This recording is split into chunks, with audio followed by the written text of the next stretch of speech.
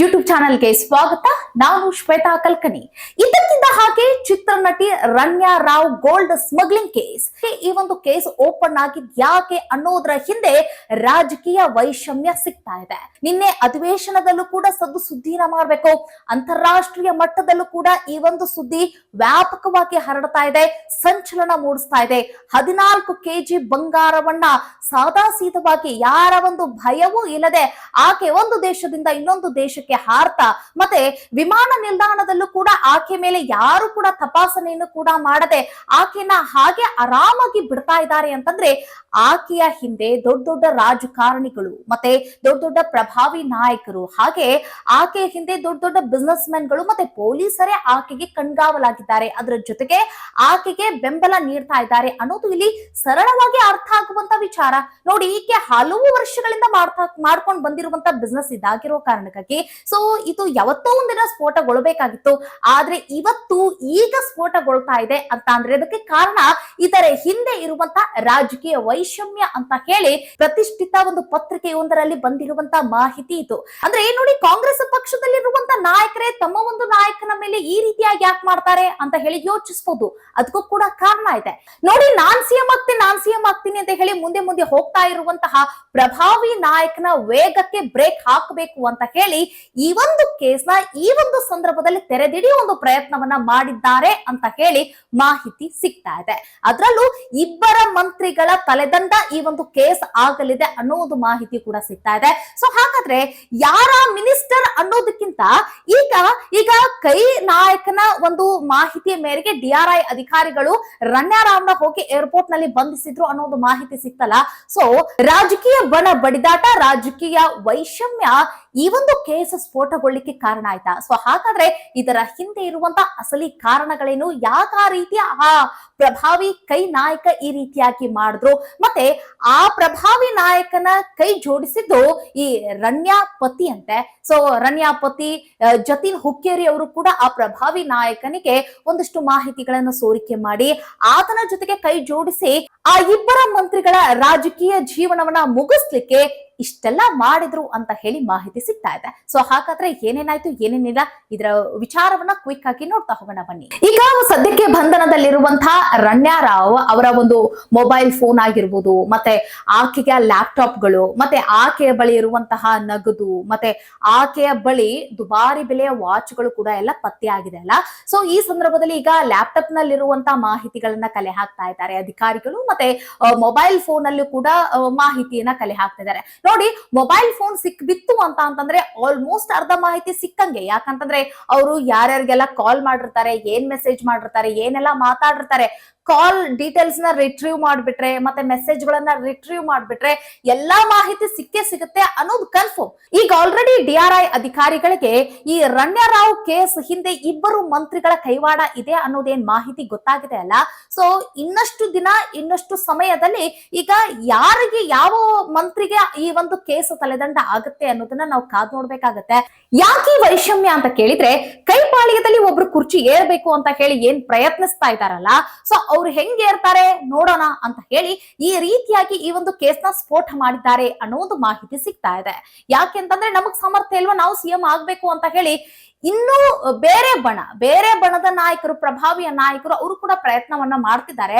So ಈ ಪ್ರಭಾವಿ ನಾಯಕನನ್ನ ಬಗ್ಗು ಬಡಿಬೇಕು, ರಾಜಕೀಯವಾಗಿ ಮುಗಿಸ್ಬೇಕು ಅನ್ನೋದು ಕಾರಣಕ್ಕಾಗಿ ಆ ಬೇರೆ ಪ್ರಭಾವಿ ನಾಯಕ ಅಂತಂದ್ರೆ ಕಾಂಗ್ರೆಸ್ ಪಕ್ಷದಲ್ಲೇ ಇರುವಂತ ಬೇರೆ ಪ್ರಭಾವಿ ನಾಯಕ ಈ ರೀತಿ ಮಾಹಿತಿನ ಸೋರಿಕೆ ಮಾಡಿದ್ದಾರೆ ಅಂತ ಹೇಳಿ ಆ ಕೈ ಪ್ರಭಾವಿ ನಾಯಕನಿಗೆ ಈ ಮಾಹಿತಿ ಹೇಗ್ ಸಿಕ್ತು ಅಂತಂದ್ರೆ, ನೋಡಿ, ಇತ್ತೀಚೆಗೆ ರಣ್ಯಾಳನ್ನ ಮದುವೆ ಆಗಿರುವಂತಹ ರಣ್ಯಾ ಪತಿ ಜತಿನ್ ಹುಕ್ಕೇರಿ ಈ ಎಲ್ಲ ಮಾಹಿತಿಯನ್ನ ಆ ಕೈ ಪ್ರಭಾವಿ ನಾಯಕನಿಗೆ ಸೋರಿಕೆ ಮಾಡಿದ್ದಾರೆ ಅನ್ನೋದು ಮಾಹಿತಿ ಸಿಗ್ತಾ ಇದೆ.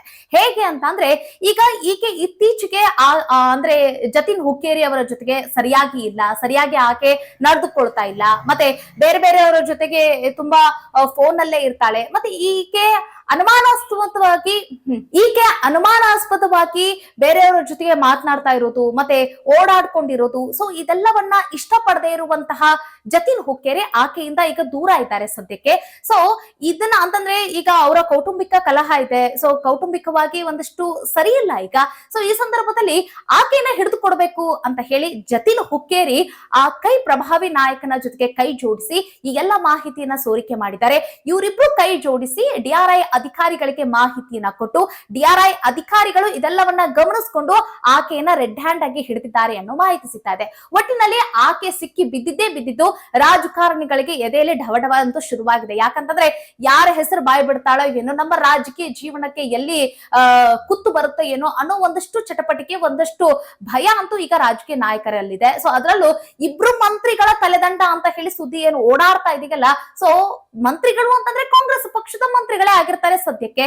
ಸೊ ಆ ಮಂತ್ರಿಗಳು ಯಾರು, ಯಾವ ಮಂತ್ರಿಯ ಮೇಲೆ ತಲೆದಂಡ ಆಗುತ್ತೆ ಈ ಒಂದು ಕೇಸ್, ಸೊ ಸಾಕಷ್ಟು ರೀತಿಯಾದಂತ ಸದ್ದು ಸುದ್ದಿ ಮಾಡ್ತಾ ಇದೆ. ನೋಡೋಣ ಯಾವ ಮಂತ್ರಿಯನ್ನ ಹಿಡಿದಾಕಿಸ್ಬೇಕು ಅಂತ ಹೇಳಿ ಆ ಕೈ ಪ್ರಭಾವಿ ನಾಯಕ ಇಷ್ಟೆಲ್ಲ ಸರ್ಕಸ್ ಮಾಡಿದ್ರು ಅಂತ ಹೇಳಿ. ಒಟ್ಟಿನಲ್ಲಿ ರಾಜಕೀಯ ವೈಷಮ್ಯದ ಕಾರಣಕ್ಕಾಗಿ ಈ ಒಂದು ಕೇಸ್, ಗೋಲ್ಡ್ ಸ್ಮಗ್ಲಿಂಗ್ ಕೇಸ್ ಇದಕ್ಕಿದ್ದ ಹಾಗೆ ಸ್ಫೋಟ ಆಯ್ತು ಅಂತ ಹೇಳಿ ಒಂದು ಪ್ರತಿಷ್ಠಿತ ಪತ್ರಿಕೆ ಮಾಹಿತಿಯನ್ನ ನೀಡಿರುವಂತದ್ದು. ಚಿತ್ರರಂಗದಲ್ಲಿ ಒಂದೆರಡು ಸಿನಿಮಾಗಳನ್ನ ಮಾಡಿ ಗುರುತಿಸಿಕೊಂಡಿರುವಂತ ಈ ರಣ್ಯಾ ರಾವ್ ಡಿಮ್ಯಾಂಡ್ ಹೇಗಿದೆ, ಮತ್ತೆ ಈಕೆಯ ಹಿಂದೆ ಯಾವೆಲ್ಲ ನಾಯಕರ ಲಿಂಕ್ ಇದೆ, ಎಷ್ಟೆಲ್ಲ ಪ್ರಭಾವಿ ಆಗಿದ್ದಾಳೆ ಈ ರಣ್ಯಾ ರಾವ್ ಅನ್ನೋದನ್ನ ನಾವು ನೋಡಿದ್ರೆ 45 ದಿನದಲ್ಲಿ ಈಕೆ ಕೆಐಡಿಬಿ ಇಂದ ಜಾಗವನ್ನ ಸ್ಯಾಂಕ್ಷನ್ ಮಾಡಿಸಿಕೊಳ್ಳುವಷ್ಟರಲ್ಲಿ ಈಕೆ ಪ್ರಭಾವಿಯಾಗಿದ್ದಾಳೆ, ಪ್ರಭಾವವನ್ನ ಬೀರಿದ್ದಾಳೆ. ಅದರ ಜೊತೆಗೆ ಈಕೆಯ ಮದುವೆಗೆ ರಾಜಕಾರಣಿಗಳು ಭಾರಿ ಬೆಲೆಗೆ ಡೈಮಂಡ್ ನೆಕ್ಲೆಸ್ ಗಳನ್ನ ತಂದು ಆಕೆಗೆ ಉಡುಗೊರೆಯಾಗಿ ಕೊಟ್ಟಿರೋದು, ಸೊ ಇದೆಲ್ಲವನ್ನ ಗಮನಿಸ್ತಾ ಇದ್ರೆ ಆಕೆ ಪ್ರಭಾವಿಯಾಗಿದ್ದಾಳೆ. ಮತ್ತೆ ಪ್ರಭಾವಿ ನಾಯಕರ ಲಿಂಕ್ ಗಳು ಎಷ್ಟರ ಮಟ್ಟಿಗೆ ಹೊಂದಿದ್ದಾಳೆ ಅನ್ನೋದು ಇಲ್ಲೆಲ್ಲ ತೋರ್ಪಡಿಸ್ತಾ ಇದೆ. ಇನ್ನೊಂದು ಕಡೆಗೆ ರಣ್ಯಾ ರಾವ್ ತಂದೆ ಅವರನ್ನ ಈಗ ಅಧಿಕಾರಿಗಳು ವಿಚಾರಣೆಗೆ ಕರೆದಿದ್ದಾರೆ ಅನ್ನೋ ಒಂದು ಮಾಹಿತಿ. ಯಾಕೆ ಅಂತ ಅಂದ್ರೆ ಈಗ ಆಕೆ ನನ್ನ ತಂದೆ ಪೊಲೀಸ್, ನನ್ನ ತಂದೆ ಹಾಗೆ ಹೀಗೆ, ನಾನು ಪೊಲೀಸನ ಮಗಳು, ಸೊ ನನ್ನನ್ನೇ ನೀವು ವಿಚಾರಣೆ ಮಾಡ್ತೀರಾ, ನನ್ನನ್ನೇ ನೀವು ಎನ್ಕ್ವೈರಿ ಮಾಡ್ತೀರಾ ಅಂತ ಹೇಳಿ ಆಕೆ ಏನು ವಿಮಾನ ನಿಲ್ದಾಣದಿಂದ ತಪ್ಪಿಸ್ಕೊಂಡು ಹೋಗ್ತಾ ಇದ್ಲಲ್ಲ, ಮತ್ತೆ ವಿಮಾನ ನಿಲ್ದಾಣದಲ್ಲಿ ಆಕೆಗೆ ಅಷ್ಟೊಂದು ಶ್ರೀರಕ್ಷೆ ಸಿಗ್ತಾ ಇತ್ತಲ್ಲ, ಅಂತಂದ್ರೆ ಆಕೆಗೆ ಎಸ್ಕಾಟ್ ಮಾಡ್ತಾ ಇದ್ರಲ್ಲ, ಅಂತಂದ್ರೆ ಆಕೆಗೆ ಯಾರು ಕೂಡ ಆಕೆನ ಟಚ್ ಮಾಡ್ತಿರ್ಲಿಲ್ಲ, ಆಕೆನ ಎನ್ಕ್ವೈರಿ ಮಾಡ್ತಿರ್ಲಿಲ್ಲ, ಆಕೆನ ಚೆಕ್ ಮಾಡ್ತಿರ್ಲಿಲ್ಲ, ಯಾವುದೇ ಪ್ರೋಸೆಸ್ ಗಳು ಕೂಡ ಆಕೆ ಮೇಲೆ ಬೀಳ್ತಿರ್ಲಿಲ್ಲ, ಆಕೆ ಸಲೀಸಾಗಿ ಓಡಾಡ್ಕೊಂಡಿದ್ಲಲ್ಲ. ಸೊ ಹೀಗಾಗಿ ಈಗ ಅವರ ತಂದೆಯ ತಲೆದಂಡವೂ ಕೂಡ ಆಗಿದೆ, ಅವರ ತಂದೆನ ವಿಚಾರಣೆಗೆ ಕರೆಸಿದ್ದಾರಂತೆ, ವಿಚಾರಣೆಯನ್ನ ಮಾಡಲಿದ್ದಾರಂತೆ. ನಂತರ ರಣ್ಯಾ 3 ಪಕ್ಷಗಳ ಜೊತೆಗೂ ಕೂಡ ಲಿಂಕ್ ಅನ್ನ ಹೊಂದಿದ್ದಾಳೆ ಅನ್ನೋದು ಮಾಹಿತಿ. ಹಾಗಾಗಿ ನೋಡಿ, ಅರ್ಥ ಮಾಡ್ಕೊಳ್ಳಿ ರಾಜಕಾರಣಿಗಳ ನಂಟು ಎಷ್ಟರ ಮಟ್ಟಿಗೆ ಉಂಟು ಅನ್ನೋದನ್ನ ನೀವು ಅರ್ಥ ಮಾಡ್ಕೊಳ್ಬೇಕು. 3 ಪಕ್ಷಗಳು ನೋಡಿ, ಕಾಂಗ್ರೆಸ್, ಜೆಡಿಎಸ್, ಬಿಜೆಪಿ 3 ಪಕ್ಷಗಳ ಜೊತೆಗೂ ಕೂಡ ಲಿಂಕ್ ಅನ್ನ ಹೊಂದಿದ್ದಾಳೆ ಅನ್ನೋದು ಮಾಹಿತಿ ಇದೆ. ನೋಡೋಣ, ಈಗ ಈ ಒಂದು ಕೇಸ್ ಈಗ ಓಪನ್ ಆಗಿದೆ. ಈ ಕೇಸ್ ನಲ್ಲಿ ಯಾರೆಲ್ಲ ಬಲೆ ಬೀಳುತ್ತಾರೆ ಅನ್ನೋದನ್ನ ನಾವು ನೋಡ್ಬೇಕಾಗತ್ತೆ. ಇನ್ನೊಂದು ಕಡೆಗೆ ಡಿಆರ್ಐ ಕಸ್ಟಮ್ಸ್ ಅಧಿಕಾರಿಗಳು ಸಹಿತ ಆಕೆಗೆ ಸಪೋರ್ಟ್ ಮಾಡಿದ್ದಾರೆ ಅಂತೆ. ವಿಮಾನ ನಿಲ್ದಾಣದಲ್ಲಿ ಈಗ ಡಿಆರ್ಐ ಅಧಿಕಾರಿಗಳು ಮತ್ತೆ ಕಸ್ಟಮ್ಸ್ ಅಧಿಕಾರಿಗಳು ಕೂಡ ಇದ್ದೇ ಇರ್ತಾರೆ. ಈ ಗೋಲ್ಡ್ ಸ್ಮಗ್ಲಿಂಗ್ ಕೇಸ್ ಮತ್ತೆ ಇನ್ನಿತರೆ ಕೇಸ್ಗಳು ನಡಿಬಾರದು, ಮತ್ತೆ ಅಂತದೇನಾದ್ರೂ ನಡೀತಾ ಇರುವಂತ ಸಂದರ್ಭದಲ್ಲಿ ಈ ಅಧಿಕಾರಿಗಳ ಗಮನಕ್ಕೆ ಬಂದೇ ಬರುತ್ತೆ. ಸೊ ಆಕೆ 14 ಕೆಜಿ ಇಷ್ಟೆಲ್ಲ 16 ಕೆಜಿಗಳಷ್ಟು ಬಂಗಾರವನ್ನ ಹೊತ್ತೊಯ್ತಾ ಇರುವಂತ ಸಂದರ್ಭದಲ್ಲೂ ಸಹಿತ ಈ ಡಿಆರ್ಐ ಅಧಿಕಾರಿಗಳು ಮತ್ತೆ ಕಸ್ಟಮ್ಸ್ ಅಧಿಕಾರಿಗಳಿಗೆ ಆ ವಿಷಯ ಗೊತ್ತೇ ಆಗಿಲ್ಲ ಅಂತ ಅಂದ್ರೆ ಅವರೆಲ್ಲರೂ ಆಕೆಗೆ ಸಹಕಾರ ಕೊಟ್ಟಿರೋ ಕಾರಣಕ್ಕಾಗಿ ಆಕೆ ಇಷ್ಟು ದಿನಗಳ ಕಾಲಕ್ಕಾಗಿ ಆಕೆ ಆರಾಮಾಗಿ ತನ್ನ ಒಂದು ಬಿಸ್ನೆಸ್ ಅನ್ನ ಮಾಡಿದ್ದಾಳೆ ಅನ್ನೋದು ಇಲ್ಲಿ ಸರಿಯಾಗಿ ಗೊತ್ತಾಗುತ್ತೆ. ಇಷ್ಟು ನೋಡಿ ಅರ್ಥ ಮಾಡ್ಕೊಳ್ಳಿ ಆಕೆ ಎಷ್ಟರ ಮಟ್ಟಿಗೆ ಪ್ರಭಾವಿ ಆಗಿದ್ದಾರೆ ಅಂತ ಹೇಳಿ. ಪ್ರಭಾವಿ ನಾಯಕರ ಜೊತೆಗೆ ಇರೋ ಕಾರಣಕ್ಕಾಗಿ, ಪ್ರಭಾವಿ ನಾಯಕರ ಸಹಕಾರ ಇರೋ ಕಾರಣಕ್ಕಾಗಿ ಆಕೆನ ಯಾರು ಟಚ್ ಮಾಡಿಲ್ಲ, ಆಕೆಗೆ ಎಲ್ಲರೂ ಕೂಡ ಬೆಂಬಲವನ್ನ ಕೊಟ್ಟಿದ್ದಾರೆ. ಸೊ ಹೀಗಾಗಿ ಆಕೆಯ ಒಂದು ದಾರಿ ಸುಗಮ ಆಗಿರೋ ಕಾರಣಕ್ಕಾಗಿ ಇಷ್ಟೆಲ್ಲ ಮಾಡ್ಲಿಕ್ಕೆ ಕಾರಣ ಆಯ್ತು. ಸೊ ಈಗ ಇದಕ್ಕಿದ್ದ ಹಾಗೆ ಈ ಕೇಸ್ ಹೊರ ಬಂದಿದೆ ಅನ್ನೋದಕ್ಕೆ ಕಾರಣ ರಾಜಕೀಯ ವೈಷಮ್ಯ ಅಂತ ಹೇಳಿ ಮಾತಾಡ್ಕೊಳ್ತಿದ್ದಾರೆ. ಮುಂದೇನಾಗುತ್ತೆ ಅನ್ನೋದನ್ನ ನಾವು ಕಾದ್ ನೋಡೋಣ.